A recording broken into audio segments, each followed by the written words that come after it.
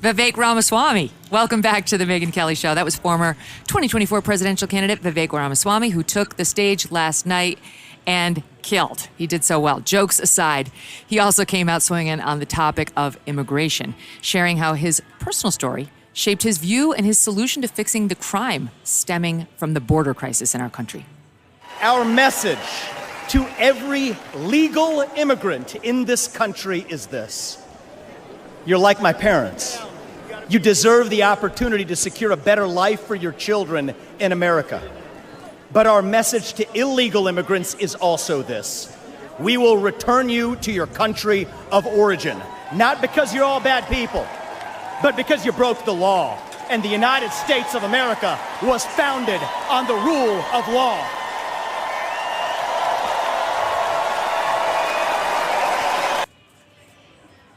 Powerful words.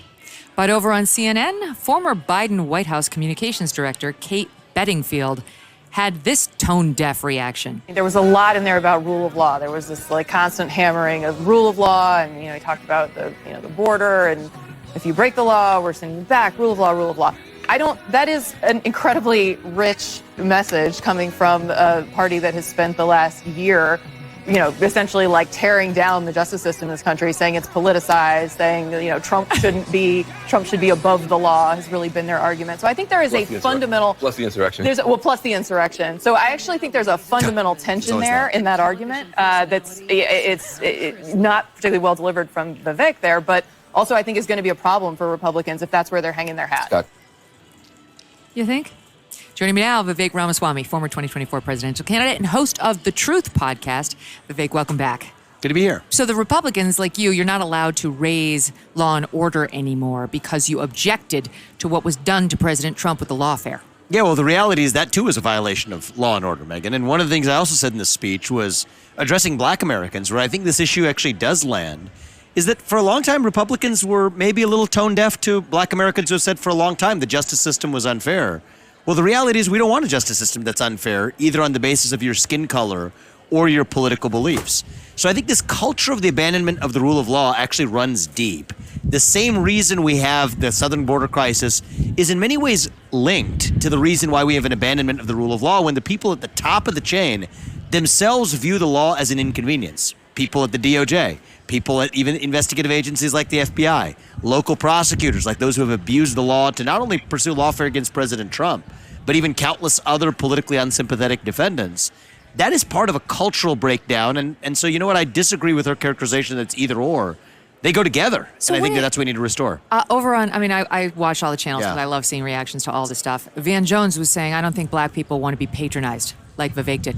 So any outreach by a Republican to black voters saying, you know what, because you had a great part in your speech about that, that's patronizing that you're not allowed to do. It's better just to remain silent and not seek their vote, you see. Yeah, and so I think that AOC was reacting to my speech last night as well. She was rather frenetic about it. I think part of what's going on is the thing they're upset about is not actually Republican policies, because I think there's not a lot to be upset about. They're upset we're picking off their voters. Mm-hmm. That's actually what's going on. Don't fish in our pond. There's a little bit of territorialism. We own these people. And I don't mean that in a loaded sense. I mean it in an accurate sense. They view this as our pond. The Democrats view it. Don't come over and invade our pond. Actually, the way we look at it is every American ought to be persuaded based on the merits of what you're offering them. And a lot of black voters, a lot of Hispanic voters, a lot of gay voters are actually saying, you know what, the Republican Party isn't the one that it was portrayed to be, and in some sense isn't the one that it was 20 years ago. So look, don't worry, because CNN did have on a Republican to defend you. It was Jonah Goldberg of the Dispatch. Oh, really? I missed that. It was terrible. Okay. It was so mean. I was like, he clearly doesn't like you. I won't bore you with what he said, but I was that's the defense? This is the new CNN with the fair and balanced, commentary in response to one of the stars at the convention. Yeah. Somebody who hates him and somebody who hates him more. I think part of me last year, every time this would happen, would take this as the short-term thing as a reactionary impulse, as a badge of honor. And it sort of is. But it's also kind of sad in the country where I would love the country that I knew, where we could debate vigorously, not in some sort of lighthearted kid gloves kind of way, but debate like hell, really disagree on the issues, but to still be friends at the end of it, or if not friends, at least have some level of mutual respect to say that we actually care about the country, but we have deeply differing visions. And I think much of what the modern left, particularly in the media, has become is to use the issue of labeling, whether Trump was, you could say, insurrectionist to dictator to rapist. Now Trump itself is become too popular that they're replacing it with fill in the blank, Project 2025, whatever you want to call it. That's right. They have to have some label that affixes an emotional response to that label, rather than actually engaging in just an underlying debate on the merits, which is too bad for the country. Yeah. Because I think the Republican Party would be better off if we were challenged by the best version of the other side, but we're not getting that today. It's so true. It's too bad. It was, again, it's not important, but it was a personal attack. It was his feelings about you and your ambition or whatever it was, but it was not on the merits. It did not take on the substance. Yeah. And of course, there's a reason. It's just too bad. That. I just don't think the country's better off for that. The AOC tweet, which you refer to, reads as follows: young people don't take well to bigoted leaders who attack LGBTQ rights, outlaw abortion, cozy up to gun manufacturers and oil execs, and support a rapist for a president. If you want to be cool so badly, try giving a damn about other people beyond yourself. Might open a few doors. So the problem here is the young people are taking well to Republicans. These are not things that Republicans stand for. Yeah. But they are. So she's just pronouncing this is what they want, and yet the polls are showing us something different this election. Absolutely. And that, I think, is just the beginning of a tidal wave that's coming. So she was responding to a section of my speech where I directly addressed Gen Z. And again, it's fishing in their pond that they're offended by. How to be revolutionary. Absolutely. And I think the revolutionary thing right now is to say something maybe different than what you're expected to say on your college campus. Call yourself a conservative, is what I said. And I do think that that's the more rebellious move today. Totally. But nonetheless, one of the interesting things about the tack she took is she at least was a little bit more elegant than some of the CNN people, trying to wrap it around a policy disagreement. Let's just double click on that for a second. She talks about gay rights. This is the Republican platform right now. Is the Republican platform as it exists today at this convention is not opposed to gay marriage. No. She points to abortion, women and their bodies. Literally, this has said it is not a federal issue. Donald Trump, to myself when I ran for president, to now the Republican Party, opposes a federal ban on abortion. So part of their strategy now, Megyn, seems to be there's only 4 months left on the election, until the election. Just tell the voters something other than the Republican policies, because the actual Republican policy platform is quite appealing to most Americans. So we can't compete on that.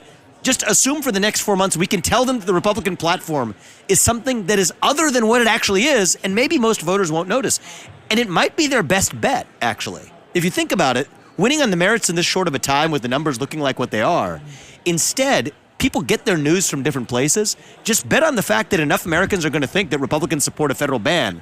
Kamala Harris and Joe Biden have both said Donald Trump would sign a federal ban. That's false. In fact, he's taken heat from Republicans for saying that he's opposed to a federal ban. That's right. But their strategy now seems to be less on the merits and even less on the histrionics. It's one of the forks in the road for Biden, which I can come back to in a second. But the remaining strategy is just lie about what the Republicans actually believe and then just hope the voters don't notice between now and November. Do you owe back taxes? Pandemic relief is now over, along with hiring thousands of new agents and field officers. Oh, great. The IRS has kicked off 2024 by sending over 5 million pay-up letters to those who have unfiled tax returns or balances owed. Don't waive your rights and speak with them on your own. Tax Network USA, a trusted tax relief firm, has saved over $1 billion in back taxes for their clients, and they can help you secure the best deal possible. Whether you owe $10,000 or $10 million, they can help you. Whether it's business or personal taxes, even if you have the means to pay or if you're on a fixed income, they can help finally resolve your tax burdens once and for all. Call 1-800-245-6000 for a private free consultation or visit tnusa.com/Megyn. Thanks so much for watching. If you like what you just saw, hit the subscribe button for more clips and full episodes.